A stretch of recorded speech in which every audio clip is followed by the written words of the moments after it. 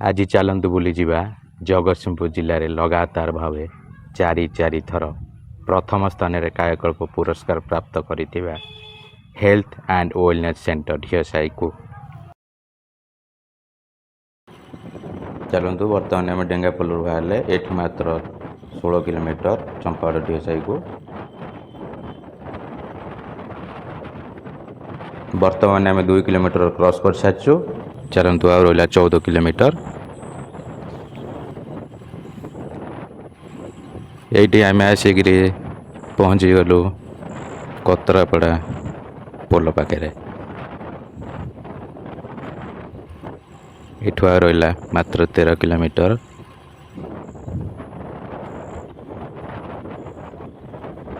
କିନ୍ତୁ ମଝିରେ ଆମେ ଗୁମୁଟିଆ ଖାଙ୍କରପୁର ଛାଡ଼ି ଦେଇ ଆସିଛୁ। ସେ ମଝିରେ ଆପଣ ଗୋଟିଏ ନାଳ ବନ୍ଧରେ ଆସିବେ, ତେଣୁ ସେଇଟା ଦେଖାଇ ପାରିନଥିଲେ କ୍ୟାମେରା ପ୍ରୋବ୍ଲେମ୍ ଯୋଗୁଁ। ଏଇଠି ସିଙ୍ଗାରପୁର ପାଖରେ ପହଞ୍ଚିଗଲୁଣୁ, ଯେଉଁଠି ଆପଣ 12 କିଲୋମିଟର ରହିଲେ।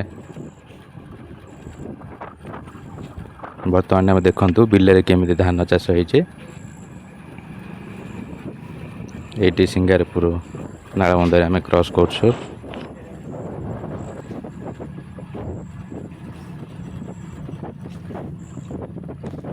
ଏଇଠି ଭାଇ ଆମର ରକେଟ୍ ଦେଖିଲେ ଗାଡ଼ି ଚଲାଇ ଯାଉଛନ୍ତି। ଏଇଠି ବର୍ତ୍ତମାନ ଆମେ ପହଞ୍ଚିଗଲୁ ଜୟତଳଙ୍ଗ ସ୍କୁଲ ପାଖରେ। ବର୍ତ୍ତମାନ ଜୟତଳଙ୍ଗ ଛକ ଆସିଗଲା। ଛକ କତରୁ ଆମେ ସିଧା ଯିବା। କିଛି ବାଟ ଗଲା ପରେ ବାଇଙ୍ଗିଣି ଗ୍ରାମ ପଡ଼ିବ। ଏଇଠି ହେଇଗଲା ବାଇଙ୍ଗିଣି। ବର୍ତ୍ତମାନ ପୁଣି ସିଧା ଚାଲିବା।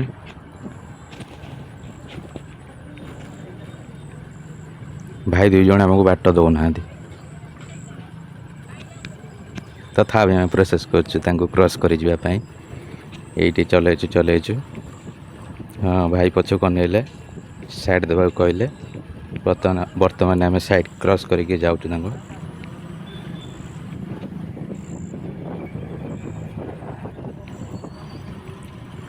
ବର୍ତ୍ତମାନ ଦେଖନ୍ତୁ ଆର ଜଣ ଭାଇଟି କେମିତି ଜୋର ଗାଡ଼ି ଚଲାଉଛନ୍ତି। ଏଇଠି ବର୍ତ୍ତମାନ ଆଉ ଆପଣଙ୍କୁ 11 କିଲୋମିଟର ରହିଲା ଢିଅସାହିରେ ପହଞ୍ଚିବା ପାଇଁ।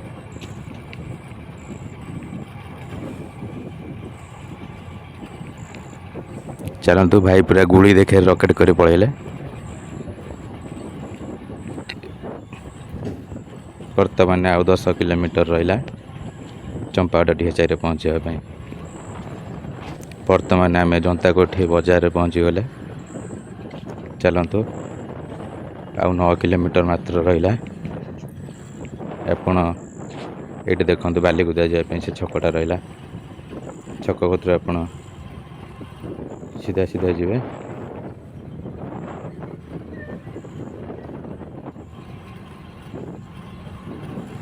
ସେଇଠି ଆପଣ ଡାହାଣକୁ ଗଲେ ବାଲିକୁଦା ପଡ଼ିବ, କିନ୍ତୁ ଆପଣ ସିଧା ଯିବେ।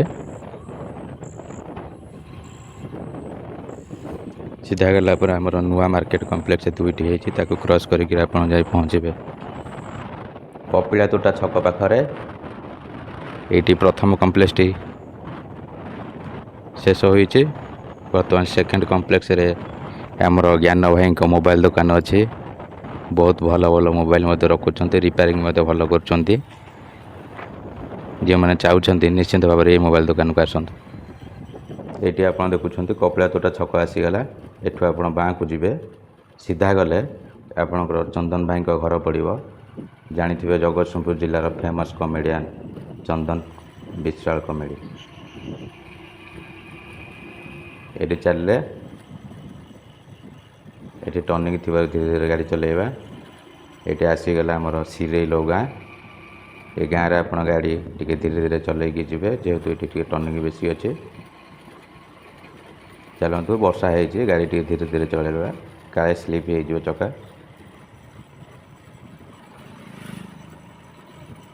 ଚାଲନ୍ତୁ, ଆଗରେ ଗୋଟେ ବଡ଼ ଟର୍ଣ୍ଣିଂଟା ଅଛି। ଏଠି ଗାଡ଼ି ପୁରା ଧୀରେ ଚଲେଇକି ଯିବେ, କାରଣ ଏଠି ଆକ୍ସିଡେଣ୍ଟ ହେବାର ବହୁତ ଚାନ୍ସେସ୍ ଅଛି। ସତର୍କତାର ସହିତ ଗାଡ଼ି ଚଲେଇ ଯାଆନ୍ତୁ। ଏଠି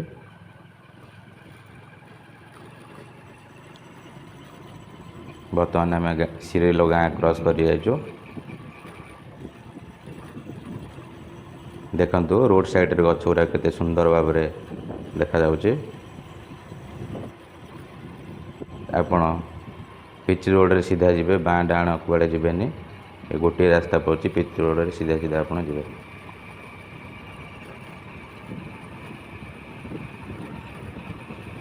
ଏଠି ସିନେରୀ ଗୁରା ମସ୍ତ ଦେଖାଯାଉଛି। ଏଠି ଆସିଗଲା ପୋଲ ଆସିଗଲା। ଏଠୁ ମାତ୍ର ଆଉ 7 କିଲୋମିଟର ରହିଲା ଚମ୍ପାवत DSI ମେଡ଼ିକାଲକୁ। ଏଠି ମଧ୍ୟ ଟର୍ଣ୍ଣିଂ ଟିକେ ବଡ଼ ଅଛି। ଏଠି ବି ଗାଡ଼ି ପୁରା ସ୍ଲୋ ଚଲେଇ ଯିବେ। ଏଠି ବି ଆକ୍ସିଡେଣ୍ଟ ହେବାର ବହୁତ ଚାନ୍ସେସ୍ ଅଛି। ସତର୍କତାର ସହିତ ଗାଡ଼ି ଚଲେଇ ଆସନ୍ତୁ। ଚାଲନ୍ତୁ ଭାଇ, ମସ୍ତ ଦେଖାଯାଉଛି ସିନେରୀ ଗୁଡ଼ା।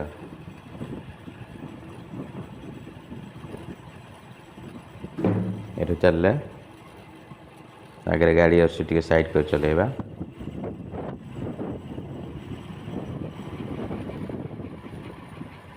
ଏଠି ଆସିଗଲା ଆମର ତଣ୍ଡିକୂଳ ପଞ୍ଚାୟତ ଅଫିସ୍ ଛକ। ଏଠୁ ଆପଣ ଡାହାଣକୁ ଯିବେ।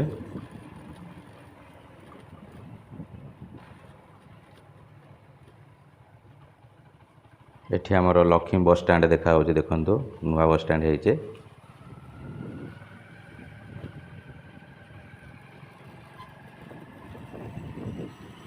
ବର୍ତ୍ତମାନ ଆମେ ସିଧା ଯିବା ଏଇ ରୋଡ଼ରେ ତଣ୍ଡିକୂଳ ବଜାରକୁ। ଆଉ ମାତ୍ର 6 କିଲୋମିଟର ରହିଲା ଚମ୍ପାवत DSI ମେଡ଼ିକାଲକୁ।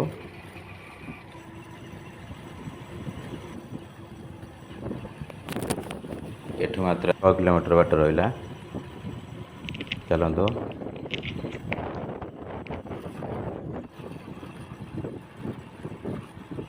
ଏଠି ଆସିଗଲା ଆମର ତଣ୍ଡିକୂଳ ବଜାର।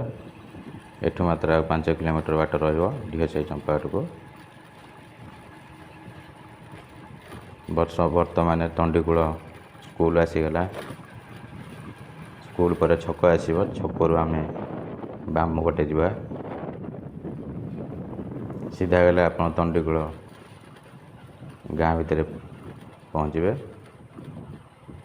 ଚାଲନ୍ତୁ ଏଠୁ ବାମ ପଟେ ଯିବା।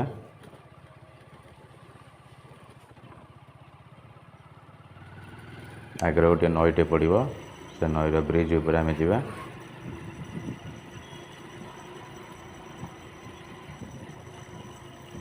ଚାଲନ୍ତୁ। ବର୍ତ୍ତମାନ ତଣ୍ଡିକୂଳ ବଜାର ଶେଷ ହୋଇଯାଇଛି। ବର୍ତ୍ତମାନ ଆସିଗଲା ପୋଲ।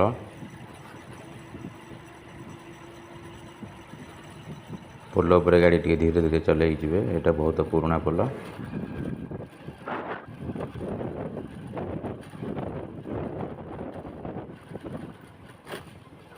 ଏଠି ଟର୍ଣ୍ଣିଂ ଅଛି, ଗାଡ଼ି ଟିକେ ଧୀରେ ଧୀରେ ଚଲେଇବେ।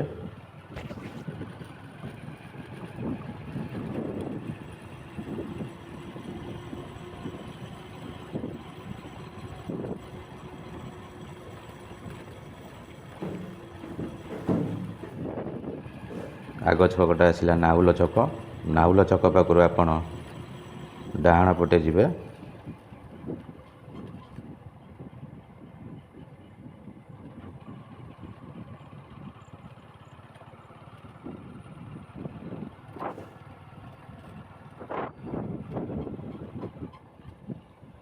ଏଠି ନାହୁଲ ଛକ ଆସିଗଲା।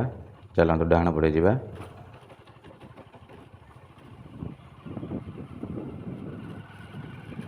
ଡାହାଣ ପଟ ସାଇଡ଼ରେ ଗୋଟେ ବଡ଼ ପୋଖରୀଟା ମଧ୍ୟ ଅଛି। ଚାଲନ୍ତୁ, ଢଳେଇ ରାସ୍ତା ଆସିଗଲା।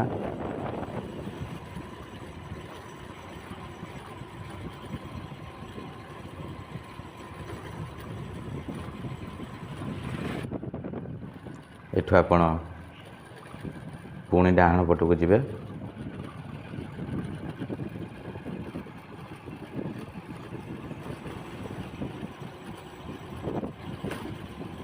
ବର୍ତ୍ତମାନ ଆମେ ସିଧା ଯିବା ଏଇଠୁ। ଚାଲେ ଗଛ ରୋଡ଼ ସାଇଡ଼ରେ ସବୁ ଗଛ ଲାଗିଛି ନୂଆ।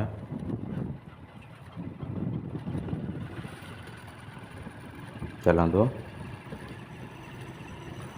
ଯିବା। ତ ଗୋଟିଏ ରୋଡ଼ ପଡ଼ିଛି। ଧୀରେ ଧୀରେ ଗାଡ଼ି ଚଲାଇବା। ଏଠୁ ମାତ୍ର ଆଉ 3 କିଲୋମିଟର ରହିଲା।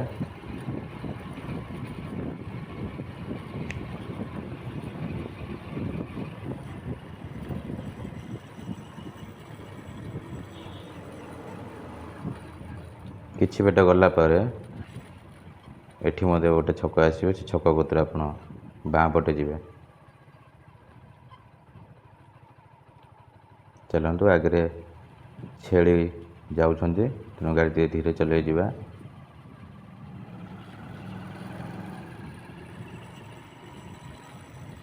ଏଠି ଛକ ଆସିଗଲା।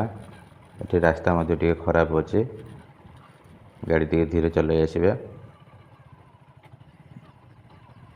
ଏଠୁ ଆମେ ବାମ ପଟକୁ ଯିବା। ଏ ରାସ୍ତାଟା ବହୁତ ଖରାପ ଅଛି, ଗାଡ଼ି ପୁରା ଧୀରେ ଧୀରେ ଚଲେଇ ଆସିବେ।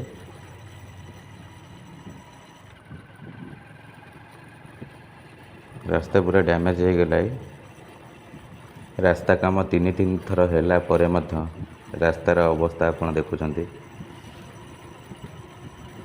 ଏ ରାସ୍ତାରେ କାରଟିଏ ଯିବା ପାଇଁ ବି ବହୁତ ଅସୁବିଧା ରହୁଛି, କିନ୍ତୁ ସରକାର ଏହାକୁ କର୍ଣ୍ଣପାତ କରୁନାହାନ୍ତି। ଦେଖନ୍ତୁ କେତେ ବଡ଼ ବଡ଼ ଗାଡ଼ ଏଇଠି ହେଇଛି।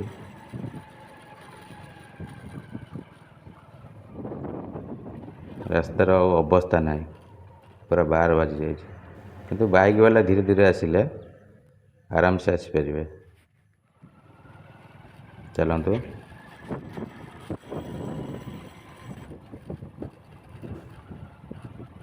ଆଉ ରହିବ ହାଫ୍ କିଲୋମିଟର ପାଖାପାଖି ରାସ୍ତା ଏମିତି ଖରାପ ଅଛି, ତେଣୁ ଧୀରେ ଧୀରେ ଗାଡ଼ି ଚଲେଇ ଯିବା।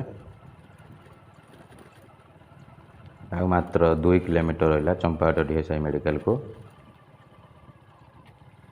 ଏଠି ମଧ୍ୟ ବହୁତ ଖରାପ ଅଛି। ଏଠି ଆସିଗଲା ଆମର ଶେରପୁର ଗ୍ରାମ, ଯେଉଁଠି ଆମର ସିଧା ଗଲେ ଅକ୍ଷୟ ଭାଇଙ୍କ ଘର ପଡ଼ିବ। ଆଟେଣ୍ଡାଣ୍ଟ ଭାବରେ ଚମ୍ପାହାଟ DSI ମେଡ଼ିକାଲରେ କାମ କରୁଥିଲେ, ବର୍ତ୍ତମାନ ତାଙ୍କର ରିଟାୟାର୍ଡ଼ ହୋଇଯାଇଛି।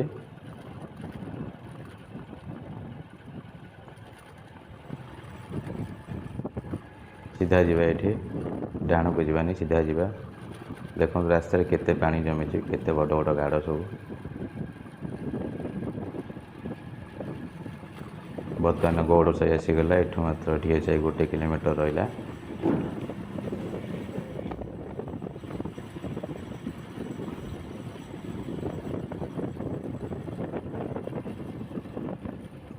ଏଠି ମଧ୍ୟ ଗାଡ଼ି ଟିକେ ଧୀରେ ଧୀରେ ଚଲେଇବା, କାରଣ ଏଠି ବି ଆକ୍ସିଡେଣ୍ଟ ହେବାର ବହୁତ ଚାନ୍ସ ଅଛି। ସତର୍କତାର ସହିତ ଗାଡ଼ି ଚଲେଇବା।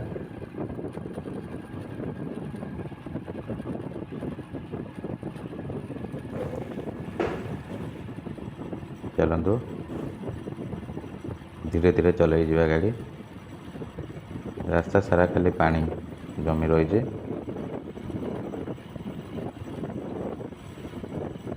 ସିଧା ଯିବା। ଏ ଆଗରେ ଛକଟି ଆସୁଛି, ଛକ ପାଖରୁ ଆମେ ବାମ ପଟେ ଯିବା। ଡାହାଣକୁ ଗଲେ ସୋମପୁର ବୋରିକିନା ଆଡ଼କୁ ବାଟ, ତେଣୁ ଆମେ ବାମ ପଟେ ଯିବା।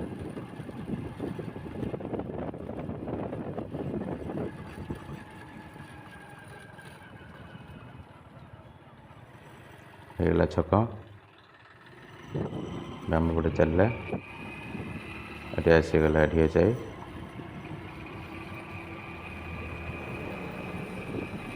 ଏ ରାସ୍ତାଟା ବି ବହୁତ ଖରାପ ଅଛି, ଆକ୍ସିଡେଣ୍ଟ ହେବାର ବହୁତ ଚାନ୍ସେସ୍ ଅଛି, ତେଣୁ ଗାଡ଼ି ପୁରା ଧୀରେ ଚଲେଇ ଚଲେଇ ଏଠି ଆସିବା।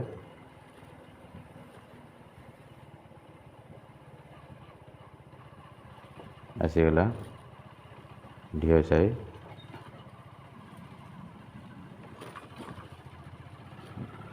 ଏଠି ଆପଣ ଦେଖୁଛନ୍ତି ଚମ୍ପାହାଟ ହାଟ ଏ ସାଇଡ଼ରେ ରହୁଛି, ବାଁ ପଟ ସାଇଡ଼ରେ।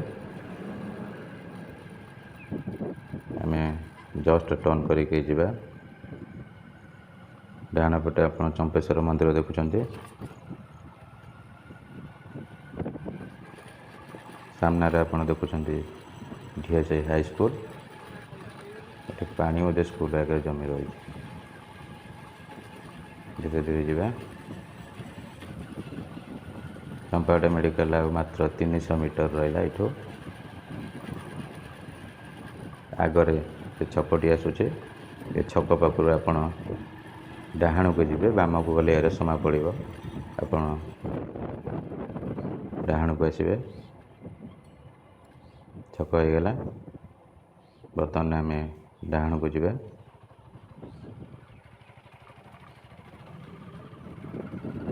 ଚାଲିଲେ ଏ ଭିଡ଼ିଓରେ କେବଳ ଆପଣଙ୍କୁ ରୋଡ଼ ଦେଖେଇଛି। ପାର୍ଟ 2ରେ ମୁଁ ଆପଣଙ୍କୁ ମେଡ଼ିକାଲ ଭିତର ପରିବେଶ ସବୁ କେମିତି ଟ୍ରିଟମେଣ୍ଟ କରାଯାଉଛି, ମେଡ଼ିକାଲର ଭିତର ଗ୍ରାଉଣ୍ଡ ଭିତର ସବୁ ପିକ୍ଚର ଆପଣଙ୍କୁ ଦେଖେଇବି। ତେଣୁ ମୋ ଚ୍ୟାନେଲଟିକୁ ସବସ୍କ୍ରାଇବ୍ କରନ୍ତୁ ଏବଂ ବେଲ୍ ଆଇକନ୍ଟିକୁ ଦବାଇ ରଖନ୍ତୁ। ଭିଡ଼ିଓଟି ଆସିଲେ ନିହାତି ଭାବରେ ସେ ପାର୍ଟ 2ଟି ଆପଣ ଦେଖିପାରିବେ।